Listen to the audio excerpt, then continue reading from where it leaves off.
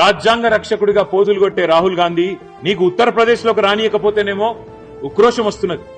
నిన్ను ఉత్తరప్రదేశ్ లో నిన్ను పర్యటించనీయకపోతే నేను ప్రతిపక్ష నాయకుడిని నన్నెందుకు తిరగనీయరు అంటున్నావు. మరి మేము ప్రజలెన్నుకున్న నాయకులం కాదా? మేము ప్రజాప్రతినిధులం కాదా?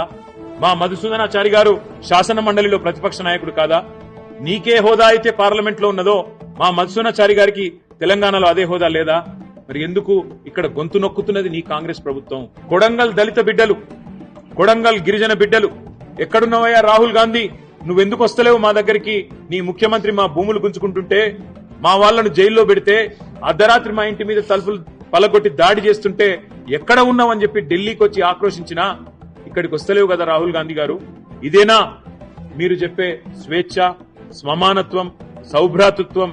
ఇదేనా మీరు మాట్లాడే రాజ్యాంగ రక్షణ అని రాహుల్ గాంధీ గారిని కూడా అడుగుతా ఉన్నాను. దయచేసి చెప్పేదొకటి చేసేదొకటి అన్నట్టు కాకుండా డాక్టర్ బాబాసాహెబ్ రచించిన రాజ్యాంగం మీద కనీస జ్ఞానం, కనీస మర్యాద ఉన్న రాహుల్ గాంధీ గారు ఇకనైనా నీ కాంగ్రెస్ పార్టీకి, కాంగ్రెస్ ప్రభుత్వానికి హితోపదేశం చేయి. వారికి చెప్పు, ఈ వ్యక్తిగత దాడులు, వ్యక్తిత్వ హననాలు, రాష్ట్రంలోని బలహీన వర్గాల మీద జరుగుతున్న జులుం ఏదైతే ఉన్నదో ఈ విషయంలో నీ ముఖ్యమంత్రికి సద్బుద్ధిని ప్రసాదించే విధంగా ఆ అంబేద్కర్ గారి సాక్షిగా, అంబేద్కర్ గారి వర్ధంతి సాక్షిగా ఖచ్చితంగా ఆదేశాలు ఇవ్వాలని కోరుతూ